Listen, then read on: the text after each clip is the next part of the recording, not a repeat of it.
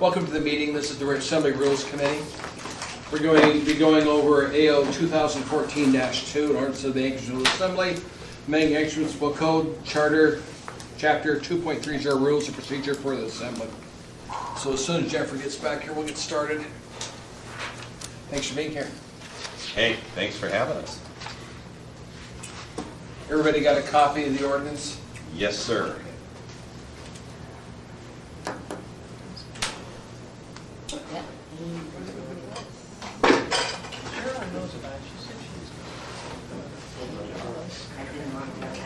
Hey, Jeffrey. Okay, let's go around the room and identify everybody for the tape. Amanda? You're recording. Go ahead. My name is Amanda Moser. I work in the clerk's office. Bob Churchill, member of the task force. Peggy Goodstein, member of the task force. Carolyn Ramsey, member of the task force. Jim Barnett, member of the task force. Jennifer Johnston. Aubrey Gray Jackson, Rules Committee. Dick Taney, Rules Committee. Well, the other thing, only business we have is under new business review of 14-2. So if you want to go through the first page, Elby? If I may, Mr. Chairman. You can do whatever you want. Everybody knows what, Within limits. what we're doing here. Anyway, what we did was the Rules Committee met and took the recommendations from the Citizens Advisory Committee on public hearings and had our attorney put what we felt could be codified, okay? And there were other areas that are just going to be policy in the clerk's office. Well, you'll see from the ordinance what's going to happen. But this is what this ordinance is all about. And the public hearing is on Tuesday, but we wanted to meet with the task force to make sure that this is, what we've done is your intent, and give you an opportunity to comment on it before the public hearing on Tuesday. So that's what the purpose of this meeting is. Thank you, Mr. Or do you Chairman. want to go through the changes, the highlights of this? Sure. Okay, on page 1, did anybody see this ordinance before today? Okay, great, I thought you did, but anyway, okay. So, on page 2, section 2, introduction of ordinances, addresses when there's a section ordinance, and I'm just going to read what it says for convenience, okay? When a substitute or S version of an ordinance is introduced or acted by the Assembly, it will be accompanied by a written summary of significant changes as compared to the original version. The summary will be posted on the municipal website with the substitute version of the ordinance as a courtesy to the public. And as I go over these, I'm going to give the task force an opportunity to comment, if I may, Mr. Chairman. Go ahead, ma'am. Any comments on this change? Yeah, that's really great. I mean, can you imagine? A novel idea. Yeah, that'd be a really step forward. Okay. LV, I agree with everybody else. I think this captures what the task force envisioned. Thank you. You're welcome. And let me go back. Cheryl Richardson is here, Mr. Chair. Okay, let me go back to page 1, because there is a change in page 1. Under section 1, it says appearance request and audience participation is added to appearance request. Yes. Okay? And the change is on the second page, G, it adds audience participation. Okay? Right now on the agenda, it just says appearance request. Okay? But what this does is it adds an audience participation, okay, which is scheduled for each regular meeting at the conclusion of the agenda before executive sessions and adjournment. And what it also does is let folks know how much time they have. So this is codified. You know, you have 3 minutes. Time for each speaker is limited to 3 minutes, and it's codified. Any comments? Great. I missed the 4 executive sessions. Is that currently in code? Yes, appearance request? No, audience participation. No, it's not in code. It's brand new.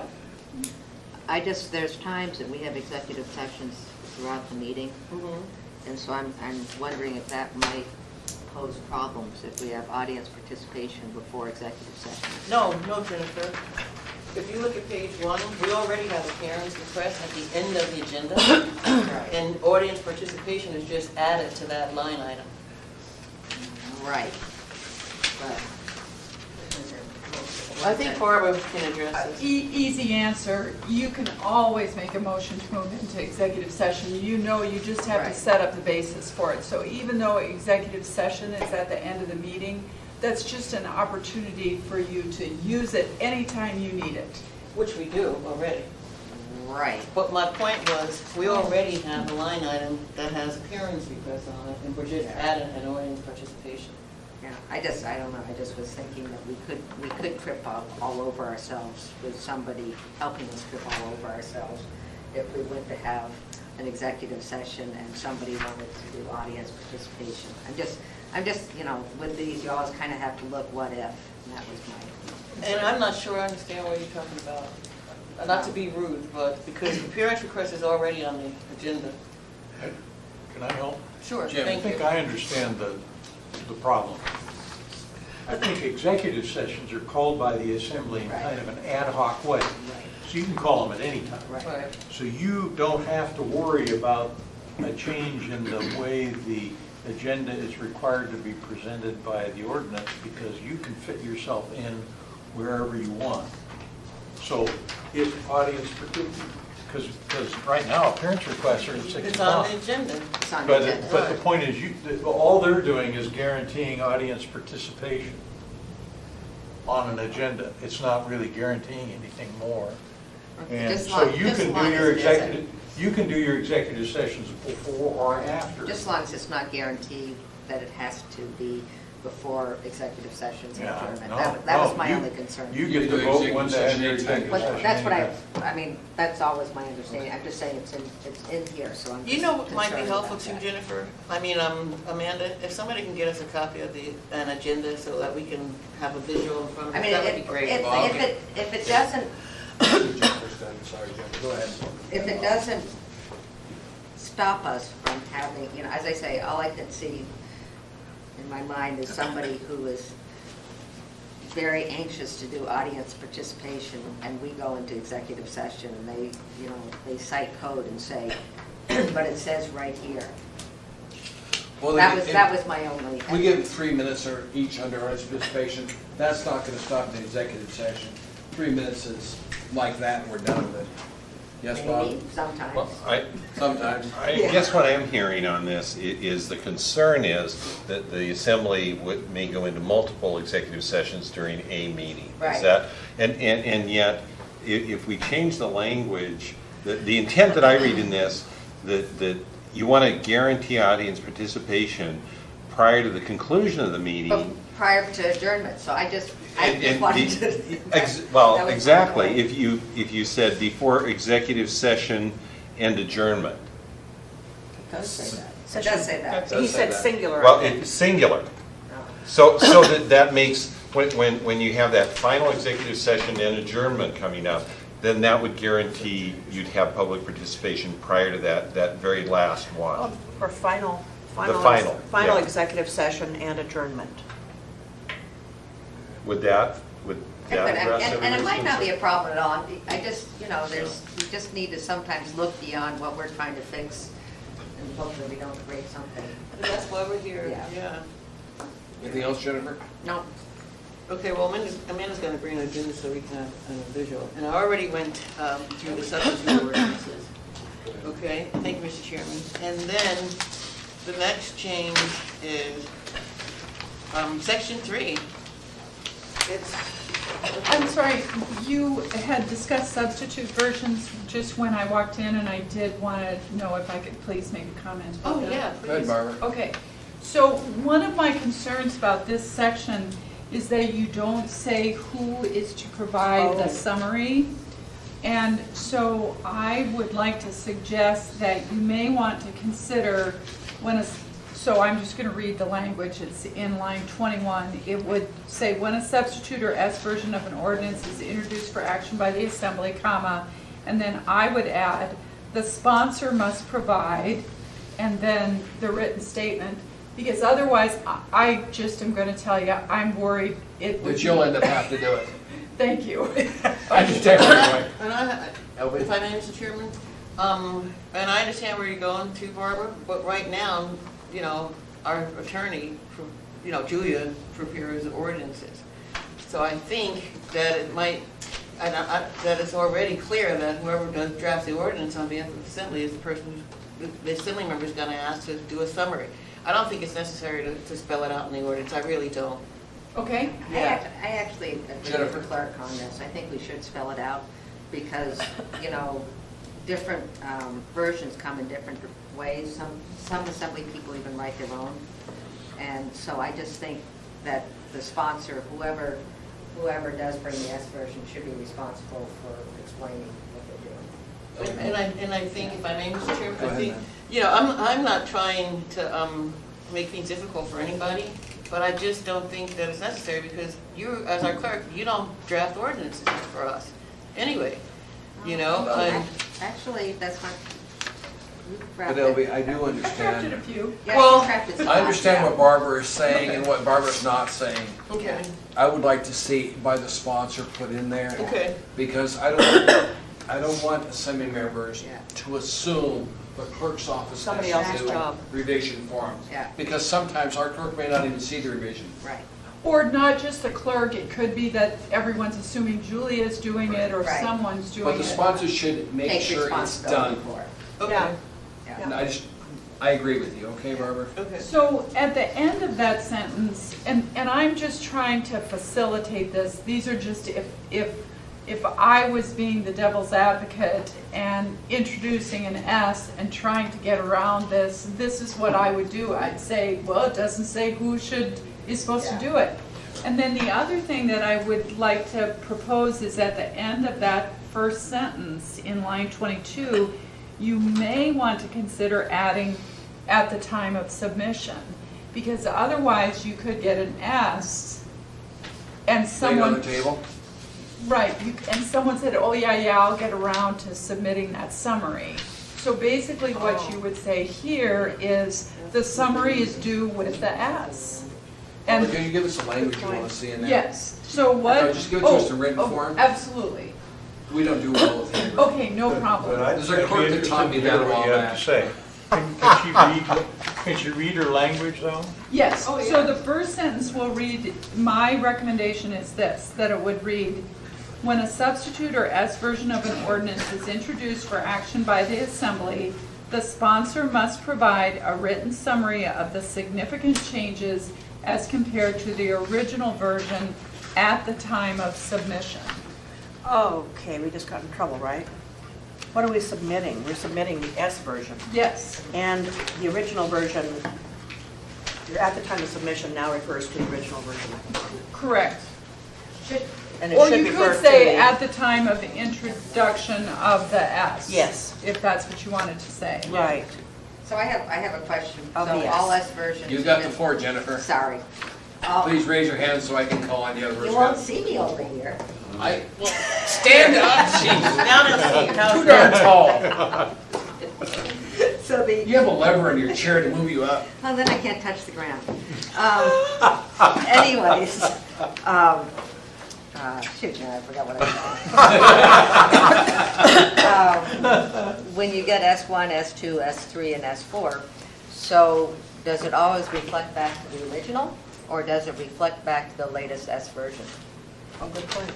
I would think it would reflect, from my perspective, to the latest version before this one. So if your S3 modifies S2, you should write how it modifies S2. I just, Makes yeah, sense. I agree. that makes sense. So I'm just Okay? thinking. And I'm thinking from a work perspective, but I want you guys to know what's on our S versions.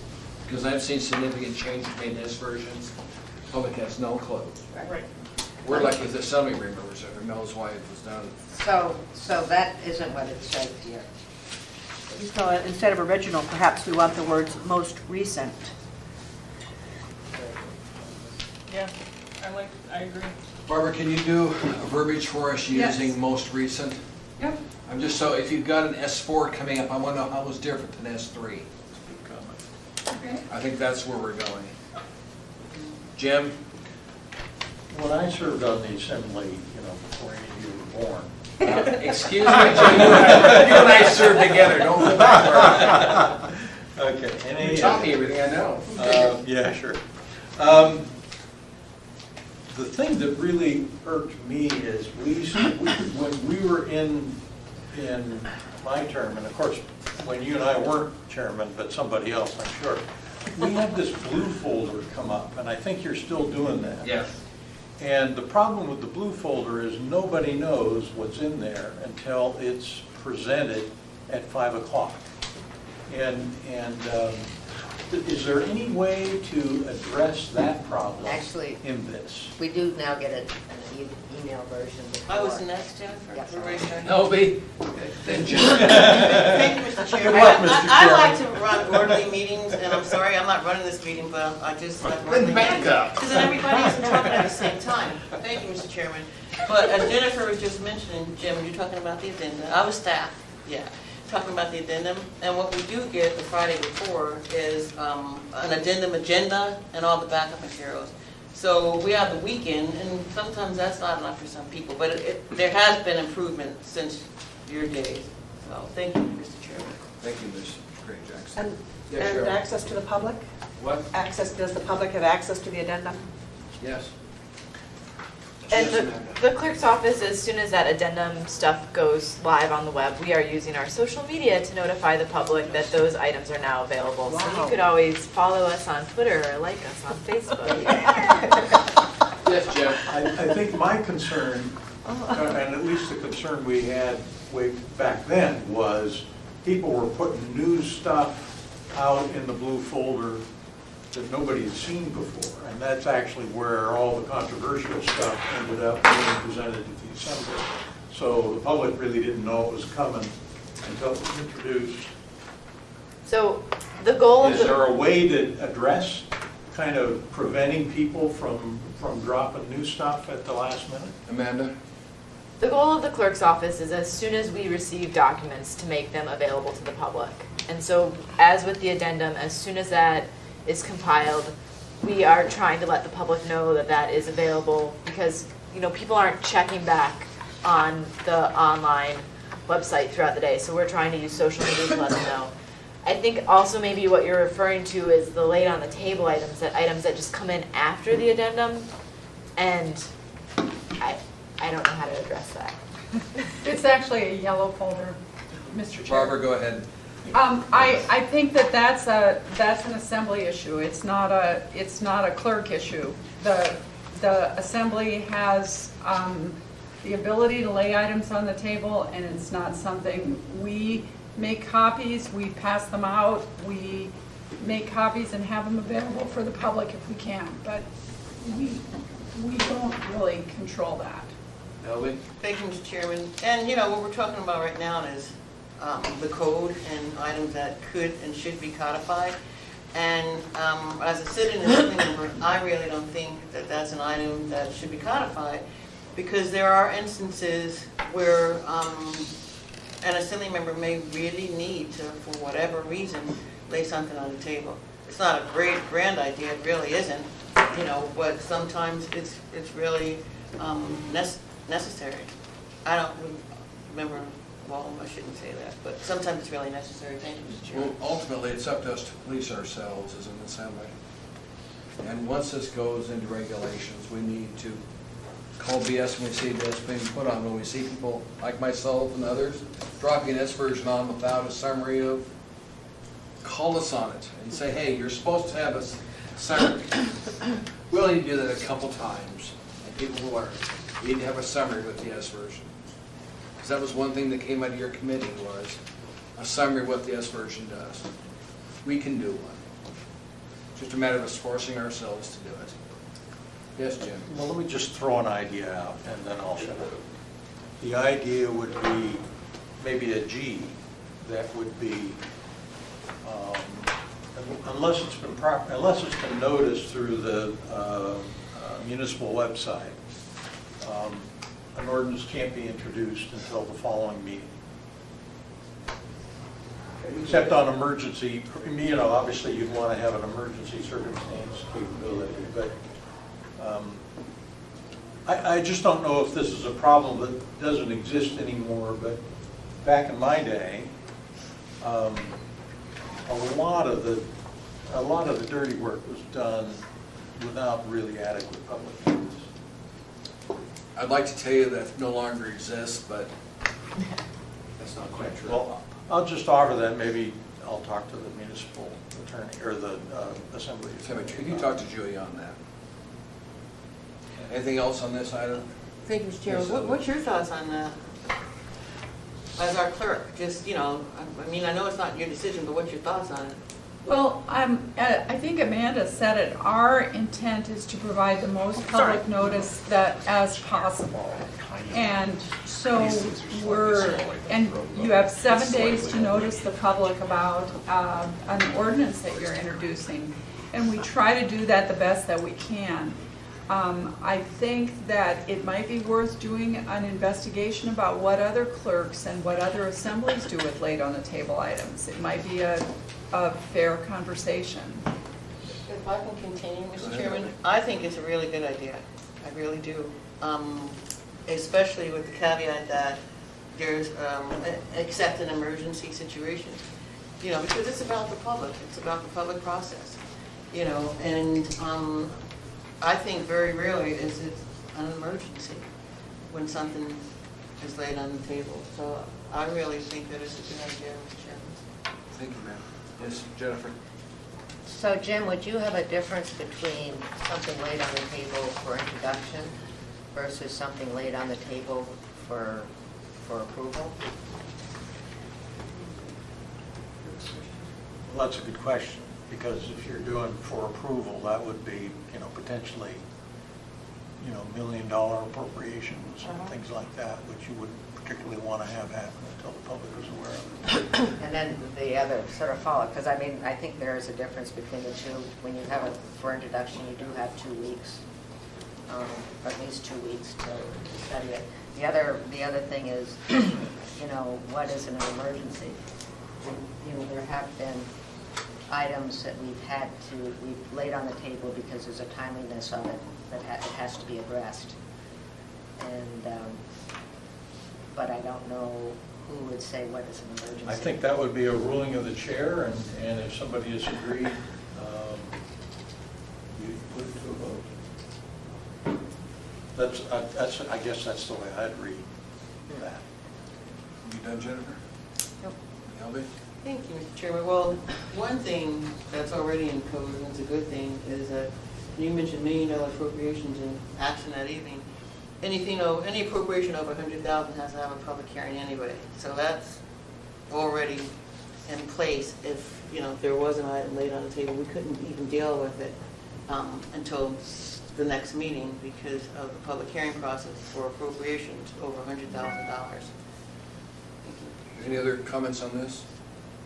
Yes, Barbara? I'd like to go back to the last sentence in this paragraph F. And the question and comment that I have about this is that the municipal website, as you know, is huge. And so I just want to ask and make sure that I understand what it is that we're asking about here.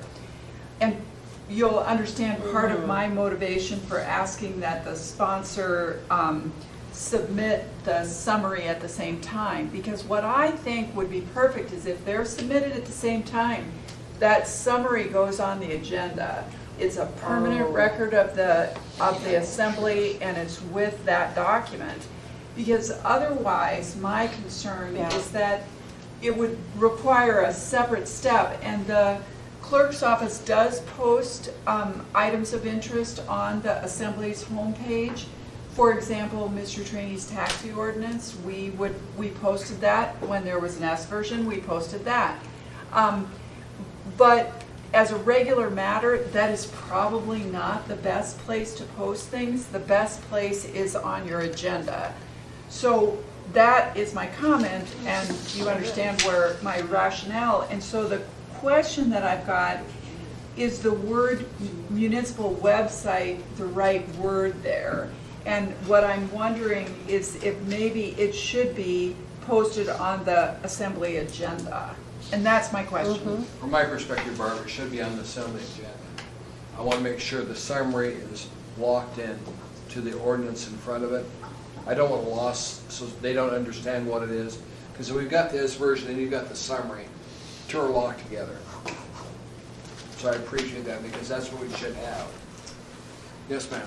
On the municipal website and then on the assembly agenda, or just on the assembly agenda? Because we want to make sure that it does go via the web. Yes, agenda. The assembly agenda is on the Okay. website, so it would, Just it making would sure be nobody could- both. Okay, It just would be making sure both. that it couldn't, disappear from the website. Yes. Thank you, Mr. Chairman. But, the agenda is, as Barbara just said, the agenda is on the Right. website, so we don't even need to use the term website, because the Okay. agenda is on the website. Because it could be confusing if we said the agenda and the website. right. Yeah, very confusing. That was my It's question. going to be a change, that somebody's got to understand it, because a lot of us do S versions.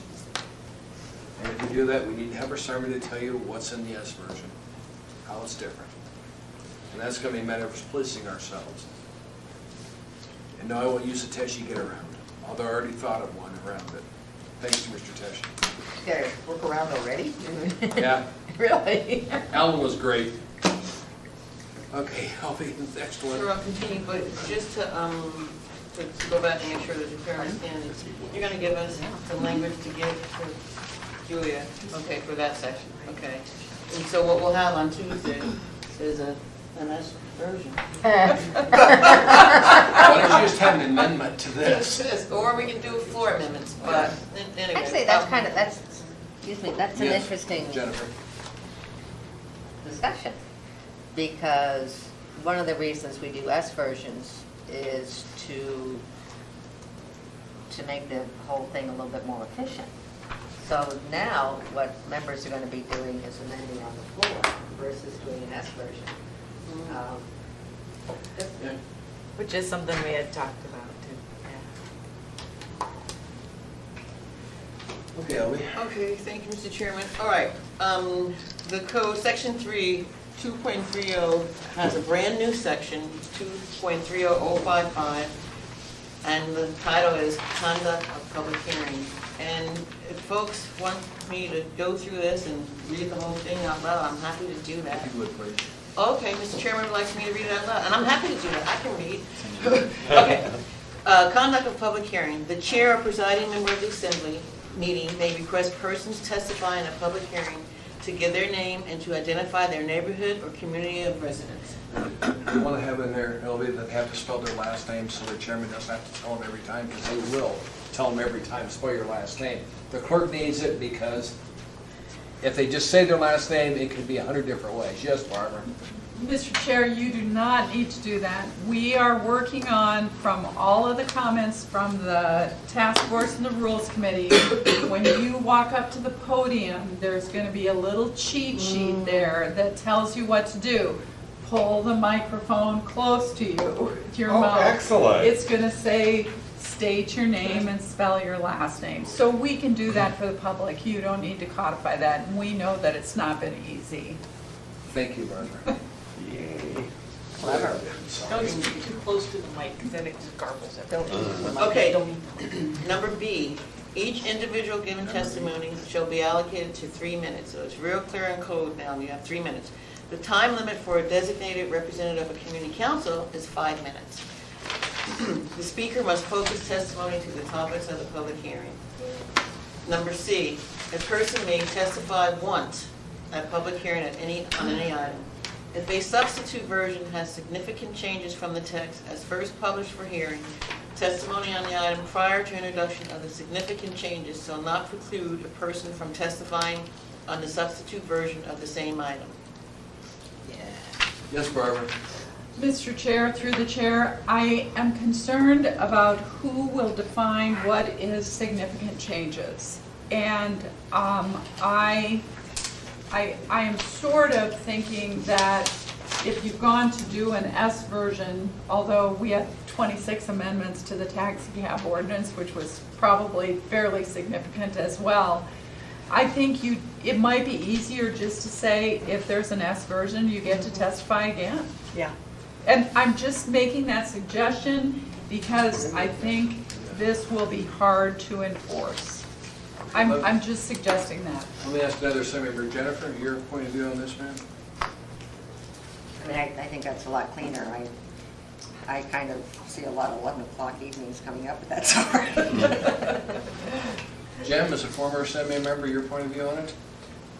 I'm sorry, I was writing on my last thing. What's the topic? Let me read this again. This is on, It's number C, it's number substitute. C. On Top of page substitute 3.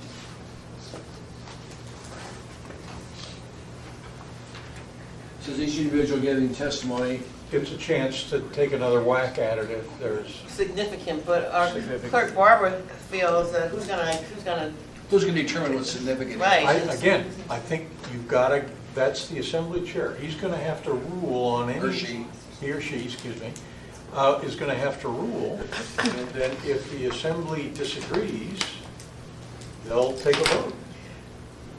I don't know how you can avoid that, just like the comment on emergency circumstances. One way you can avoid that, Jim, from my perspective, if it's an S version, you get to testify on it again. Well, sometimes the S version is going to change a misspelling, maybe. Elvie? thank you, Mr. Chair, but you make a really good point, but I think, as the clerk suggested, that if we take out significant, that will be just fine.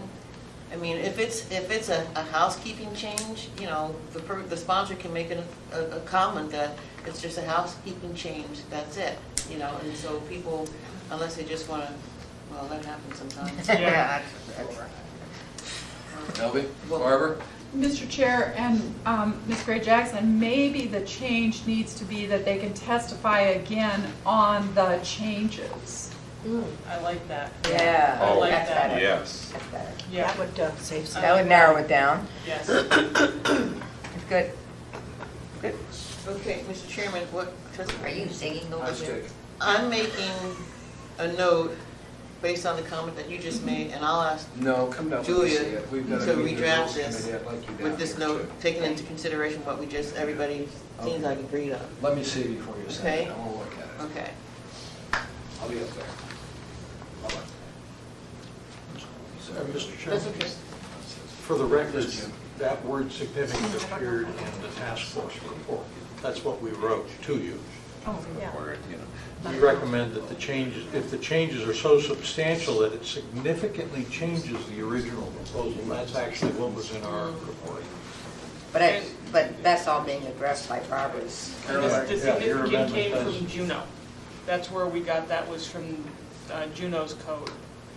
Was where, It was, but it was in a different context through the chair. I think this idea solves it. I think it's great. Elvie? Okay, well, if the task force agrees, and, you know, the subject matter is going to be testified again on the changes to the ordinance, and I'm going to talk to our attorney Julia and have her fix that. Okay. Number D, a sign-up list may be implemented to facilitate. These are clarified. Okay. Please. He's giving me a hard time. Letter D. A sign-up list may be implemented to facilitate the management of public hearing so that all who seek to testify are allowed the opportunity to be heard in an orderly manner. Number 1, a sign-up sheet may be initiated at any time by the chair of the assembly or the municipal clerk in consultation with the presiding member. Number 2, a member of the public may initiate use of a sign-up list by submitting a written request to the municipal clerk by 5 p.m. on the day prior to public testimony. When a written request for use of a sign-up list is timely filed by a member of the public, the assembly shall honor the request. Number 3, a sign-up list shall not be used as a tool to discourage or limit public testimony. And as I read each number, if anybody has any comments, please stop me so that we can address it as we're going through this. Barbara? Through the chair, Ms. Gray Jackson, I am very concerned about number 2, that the public can initiate the sign-up list. I would like to suggest, clearly there are times where a sign-up sheet list is really necessary and works really well. And I think we've done it with taxis, and we did it with a couple of other items, and it just worked really well. Title 21? Title 21, right. So what I would like to request instead, because I think the concern that I have is that this is mandatory on the assembly, and frankly, you know, I have heard a lot about fluoride, and some of it was interesting, but I could, you know, skip future public hearings on fluoride. But unfortunately, the way this is written, you may have a lot of public hearings on fluoride. So my recommendation to you is that you somehow, that this request might come through an assembly member. And so that an assembly member makes the recommendation to the chair to have a sign-up list. You know, Carolyn? How could this wind up being a lot of testimony on fluoride? yeah, I don't Because understand either. all our intention was to say that, and I'm gonna use 37 because that's where this came from, was that they wanted a sign-up list and they were denied a sign-up list. So what this was meant to do was to say that if a person knows that there's going to be a lot of people and they want to make sure that a sign-up list is used and not told no, that it's done. And the other problem that was brought to us before was during the testimony on 64, during the summer of hate, there was there was names being taken out in the lobby of who's going to testify and what time, and it wasn't done in a municipal fashion. It was just somebody collecting names, and at that point in time, there was a young gal who should have been allowed to testify, and she was told no. She couldn't testify, she was too young. So we were trying to take all of this out of the public's hands and say this is who's officially putting together the sign-up list to make sure that it happens. Barbara? I think your comment is well taken. However, it's still the assembly's responsibility. They represent the public. So what I'm suggesting is that the public goes to the assembly and says, Assembly, we want this. And then the assembly comes to me and says, Clerk, we direct you to do this, and this is how you do it. You've already codified how the clerk is to do this, and I think we've done it pretty well. But what I'm saying is I am very concerned that you're codifying something that mandates the assembly to do something. I'm not saying that those situations, that you're wrong about those situations. In fact, I sat through all of AO 64, so I understand what the issues are, but what I'm suggesting is some of these other provisions hadn't been implemented, and so I think you may be able to address that. Bob? Yeah, see if I've captured what Ms. Jones is saying. We have an assembly meeting, there's a topic that looks like it's going to get a lot of testimony. If I go to Dick or Elvie or Jennifer and say, I really think we ought to have a sign-up list.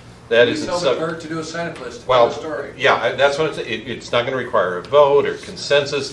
If any of those three come to you and says, we want a sign-up list, we're good to go. That's not debatable. It isn't voted on. Any one member at their request can generate a sign-up list. It's not debatable. Yes. What I think happened that Well, I'm looking for, is this what you're envisioning? I think that that's problematic to have one member be able to mandate something from the entire body. I work for all of them, and I can tell you having 11 bosses is a challenge, but the assembly... Also, I've been there, Barb. The assembly is a body. It acts as a body. And so I think, although, you know, it's true that any one of them can ask me to do something and I do it, there's no doubt about that.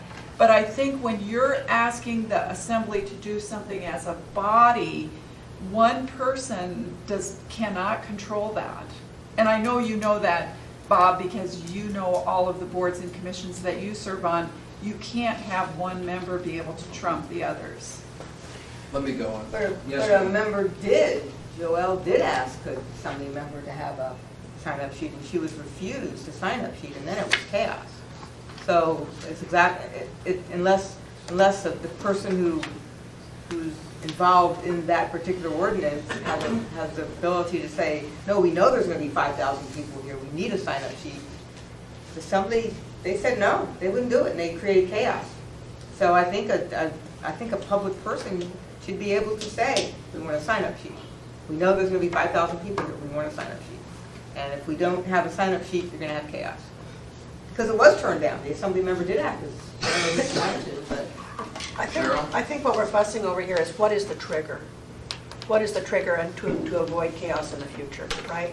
Is it anticipated numbers by the clerk, by the chair, by the assemblyman, whoever? What is the trigger that will be effective? The way it works is, let's say I think there's people coming. I can tell Barbara, I think we've got enough people coming. She'll talk to the chairman. If he agrees or she agrees, we do a sign-up sheet. Now, if I really think it's going to happen, I can simply, a point of order, Mr. Chairman, I would appeal your ruling to the body. With 6 votes, the sign-up sheet happens. Oh, Let's okay. take 8, take 6. So that would work. And you can't override. My concern is this overrides the ruling of the chairman.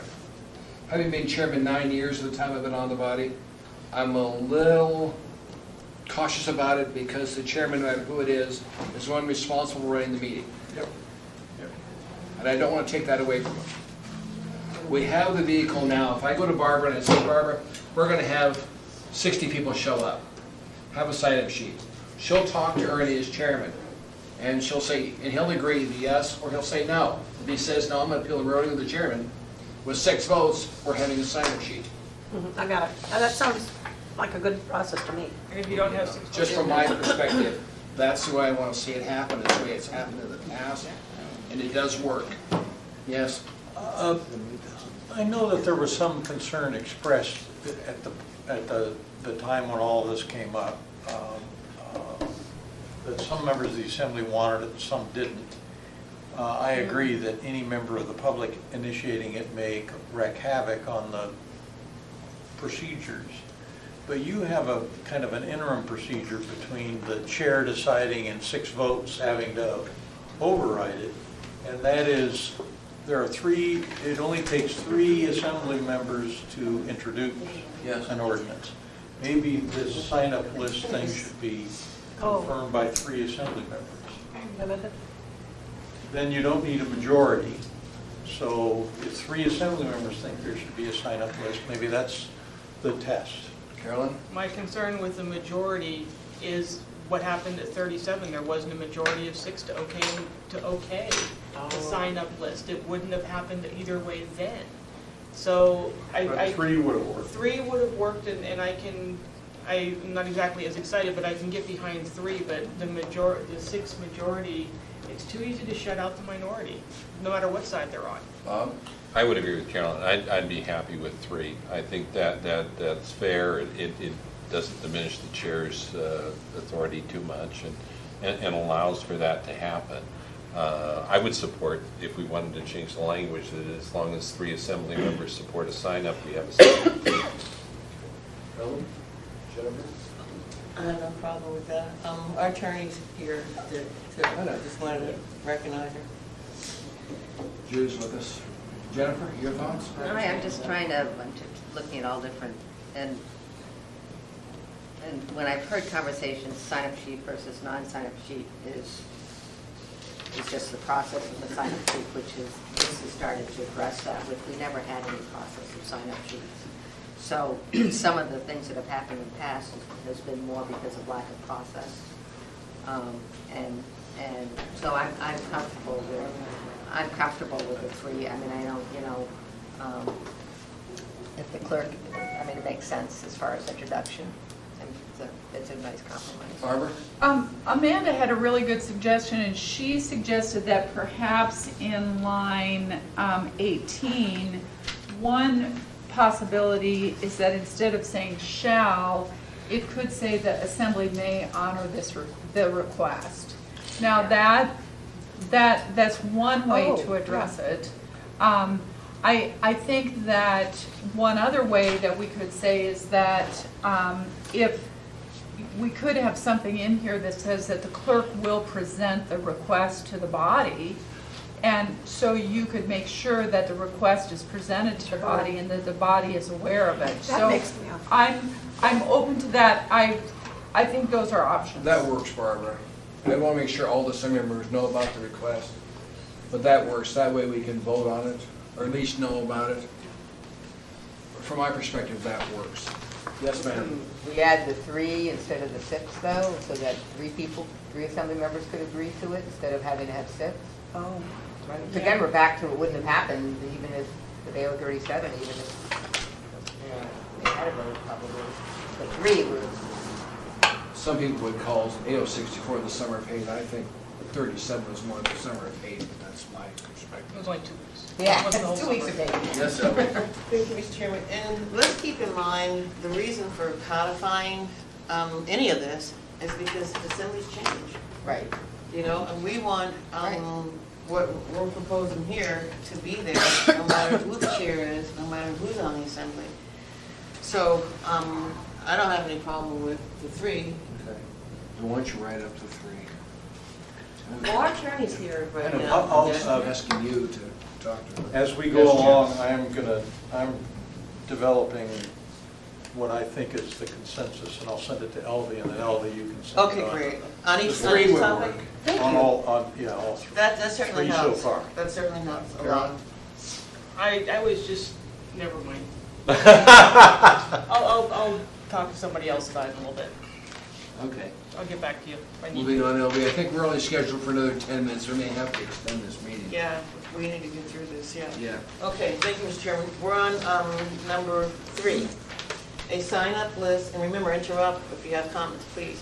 A sign-up list shall not be used as a tool to discourage or limit public testimony. Number 4, if a sign-up list is utilized, the municipal clerk shall manage the sign-up list to ensure fairness. A, persons on the sign-up list may be called individually or in groupings in the order of the list. Letter B, a person unavailable when called will not forfeit the opportunity to be heard during public testimony if present to testify prior to the close of the public hearing. Letter C, if a public hearing is continued, the sign-up list will remain open and available to anyone present to be heard at the continued public hearing. E, if at any time scheduled for public hearing proves inadequate to hear all persons present to testify, the public hearing shall be continued. 1, continued public hearing may be scheduled for any day of the week. 2, if the date, time, and location of continued public hearing cannot be announced when the public hearing is continued, public notice shall be given as soon as possible. F, if the assembly anticipates public hearing or assembly deliberation will draw more people than the assembly chambers will accommodate, additional space with audio or audio and video in the William Marston Theater shall be made available to facilitate seating for additional members of the public. G, if public hearing or assembly deliberation, okay. Cheryl? The word shall, I think, might be difficult if the Marston is already booked for another activity. So I think we originally had language, it is desirable that the Marston be booked, rather than mandating it, because it can have a busy schedule.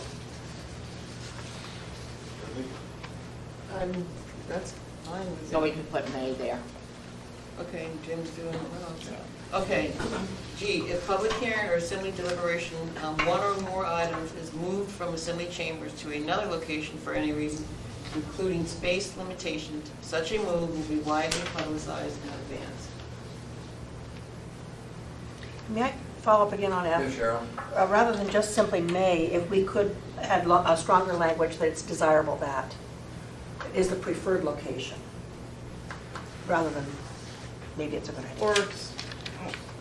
Cheryl? Or something along the line of as long as it's not already previously reserved.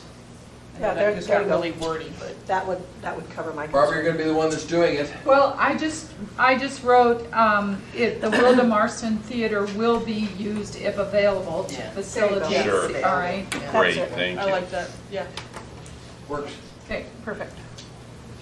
Any other comments so far? Okay. What, And LB, one of the things I really did like, and I'm glad it surfaced, E2, very last word, practicable. Yeah. I I thought, you know, the idea of ensuring that there was some reason to it, not just if at all possible, and I was really glad to see that survive. Thank you. Well, our attorney drafted this, so she. Julia, thank you She very likes much. those words. Yes. Thank you, Julia. Okay, and then section 4 basically includes this chapter in section 2.30, this new chapter, or proposed new chapter in section 2.30060. That's all it does. Now, section 5, which is something that our clerk already talked about. The municipal clerk is authorized to arrange for posting of the public participation decorum guidelines by placard within the assembly chambers to set out expectations covering the area suggested by the municipal attorney. And the municipal attorney gave us, I think it was not on here. I don't know if you, did I they see had that? I think we actually gave them to him, but, okay. Well, I didn't know. No, that's Yeah, okay. but Conspiracy. anyway. Okay, so the expectations suggested by the municipal clerk and the assembly staff to the municipal attorney. It's kind of what Barbara talked about doing earlier, and if she wants to reemphasize that, that would be really great. Barbara? We have some awesome ideas for the chambers, and I'll just tell you a couple of them. You know, first of all, there's going to be 2 kiosks over there. Those should be put up fairly soon, and then the kiosks are just going to be terminals where you can pull up the agenda and see what's on the agenda. And then I think this year we're going to end up with 2 TVs. So we'll have, so I think Flat screen TVs, so we're not using antiquated equipment? Right, so right when you walk in the doors, and you know, one of the problems is that it's that block. Yeah. So it's going to be an issue for us, but we're going to have one big old flat screen TV that'll be doing the meeting, so we don't have to move TVs and tape cords and stuff down. And then right next to it, we're going to put something up temporarily this year that's going to say, it'll probably just be some type of a poster board or something like a placard that says coming soon.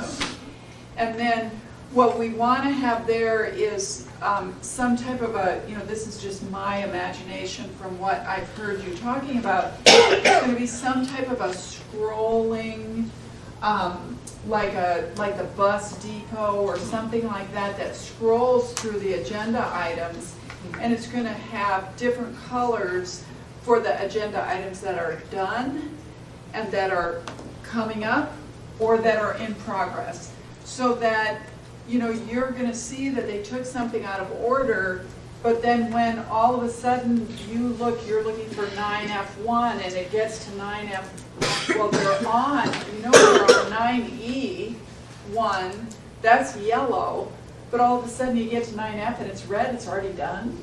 But that's what we want to do. We want to help people understand that. So those are a couple of things that we've got. We've also got some small ideas for some small placards that say, here are the agendas, here are the addendums. There is also a laid on the table agenda today. Please see the minutes clerk. We got a name tag for the minutes clerk now up front so that we can tell you back there to go see that person. So we've got some pretty good ideas, and we should be able to implement some of them in 2014. One of the other dilemmas that the Assembly has is their meeting management system. We've just renewed the contract for 2014. It'll go through March of 2015. But I have contacted IT, and we're prepared to go out to bid for that in 2015, and then we'll probably replace that system or upgrade it at the least in probably June or July of 15. So we won't see anything scrolling until probably the summer of 15, because it's going to be a new system. And it'll have to be hooked up to whatever we're doing right now. So those are kind of the plans. Okay, thank you, Mr. Chairman. I just want to ask the attorney, first of all, thank her for drafting this ordinance, and ask her if do you have any comments? Ms. Parker? Well, I'm wondering on this section 5, Barbara talked about several things, but what about the posting of those participation decorum guidelines. I'm- I mean, I'm- no point putting it in code if you're not gonna do it. Right, no, I'm sorry, we had sort of talked about that before. So what we had talked about was at the podium, we will have some things posted at the podium. So the decorum guidelines would be posted there. So for example, it would say, don't say that the person is doing something illegal. That is a violation to accuse an assembly member or some, For the mayor. right, of doing something illegal, so we'll have those types of decorum guidelines. As well, Julia is gonna have something I had mentioned earlier, pull the mic closer to you, state your name, spell your last name, so it'll have both of those there. And we can post that out on another poster board, so that people are prepared before they come up to testify, so we'll have some of that in the back. And I think that this section's actually referring to the code of conduct that we Right. discussed. And we had discussed working to get those put up too. So that's something that we are working on.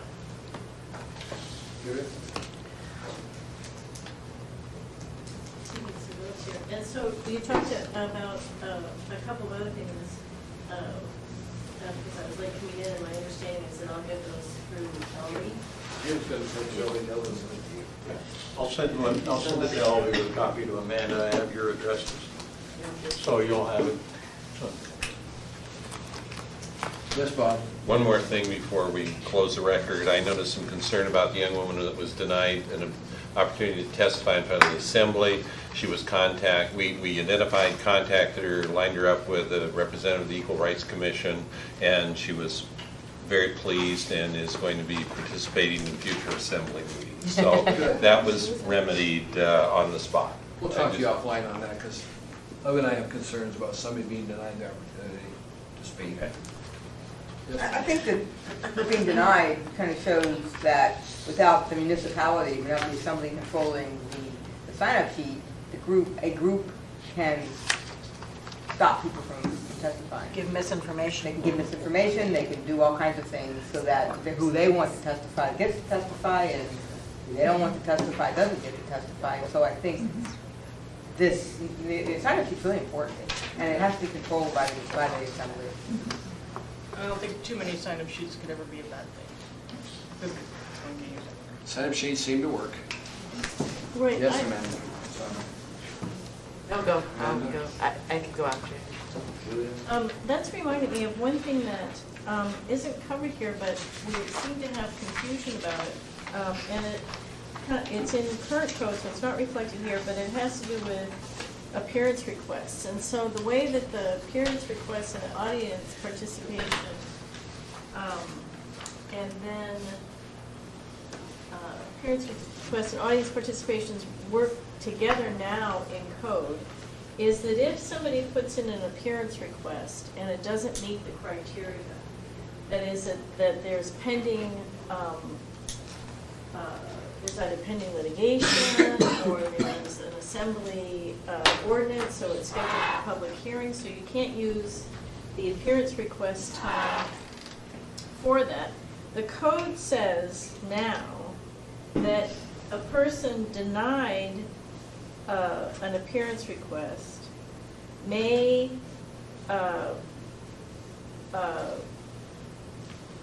use audience participation. And so that's in code now. But what happens sometimes is the person gets up there and has waited all that time and starts in on their audience participation, and various chairs will rule, nope, you can't talk because that's pending litigation or that's public testimony. And there's nothing that I know of in the charter that requires audience participation time to be allocated to people on remedies that are already going. And so if there needs to be a change, this would be a place to put that, because every time the assembly has this discussion ad hoc on there, and different chairs and different assembly members from the podium up there advise the chair differently each time, and it always leaves it in security on that part. And so I don't know if that's something that this group talked about in terms of a rule or what you want to do about that. Comments from the body?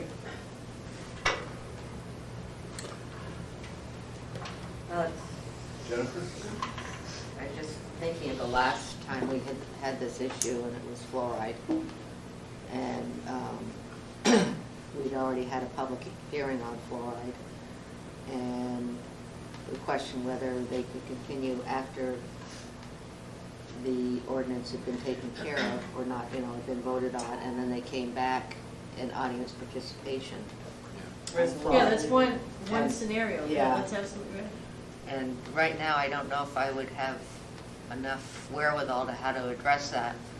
And of course, the other thing with audience participation, if it's 11 o'clock at night, we adjourn unless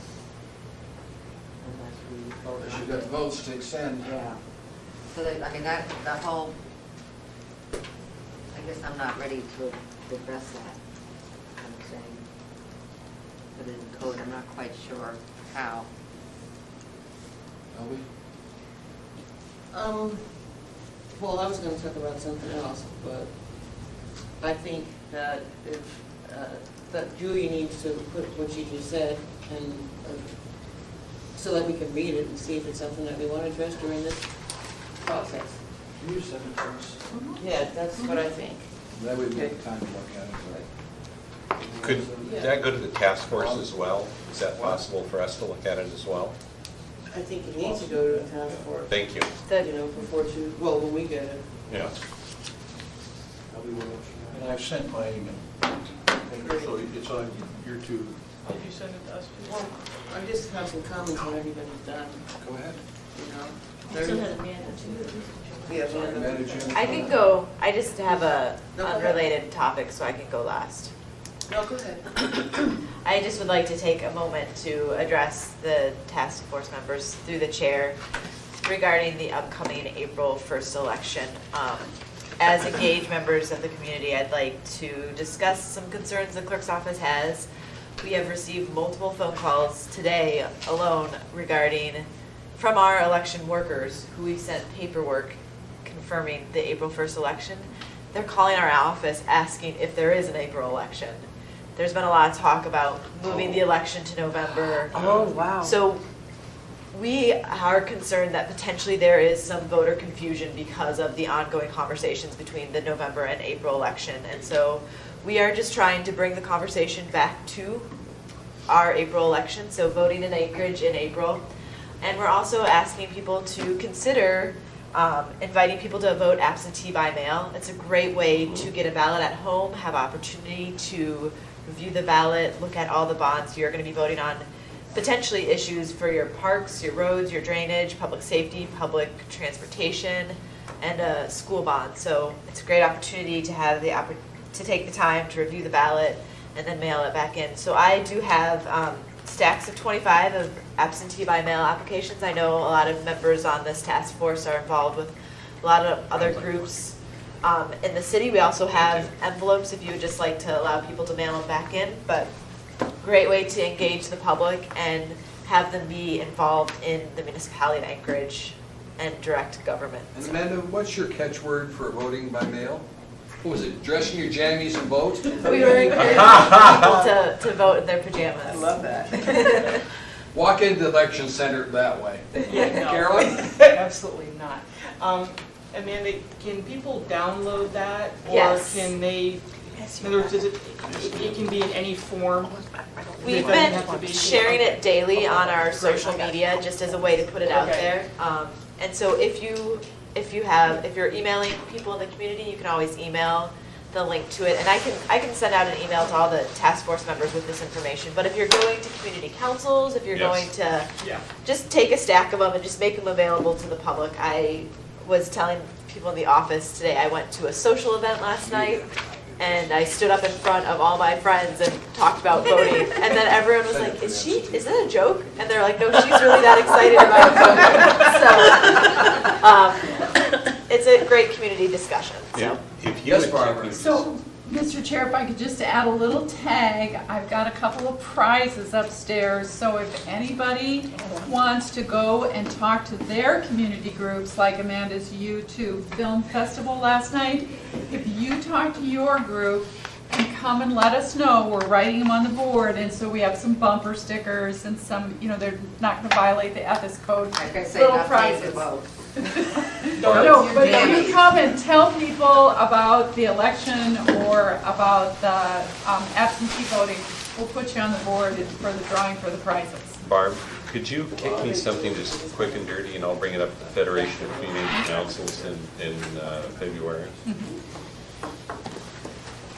Okay, anything else, Elby? Anyway, I just want to make sure that the process for choosing is real clear to everybody. I mean, we have the ordinance on the floor already for public hearing, and we're gonna have some changes to it. So I just want to make sure that the process is really clear. Are we gonna have a substitute version or 4 amendments? It'll be 4 amendments. Follow the S In all honesty, I think Let's talk, Elby. it should probably be an S version. I And think in so. all And then summary? honesty, well, And then a but summary. in a summary, and I believe completely that you should start it out that way, because we don't want to wind up with something like 37, having 200 amendments that absolutely nobody can follow, but nobody will put an S version up because they're afraid of continuing testimony. And I think that's something to think about. How many amendments do you get to add before it becomes, Well, you reopen testimony? The good news is that this is the first public hearing. Right. Is this the first item on the agenda? No. For public? No. No. It's, And this is on the 28th? Yes. yes, Wait. yes, it is, let's see where it is on the public hearing. Now, if you have any questions on going back to assume April 1st, the you're election's on looking- April the 1st, look in today's newspaper, long sheet, we paid, Yep. what, $6,000 for it? Forget what it is. Anyway, the election's on April the 1st. So if you hear anybody saying it's in November, tell them don't be a fool, vote on April the 1st. Ironically, we're dealing with AO 37 and, 1402. yeah. On behalf of the task force, thank you guys for the passion you approached our work with. Thank you guys for It's not unnoticed, and it's deeply We appreciated. appreciate your help. This meeting is over with now. Thank you for staying here.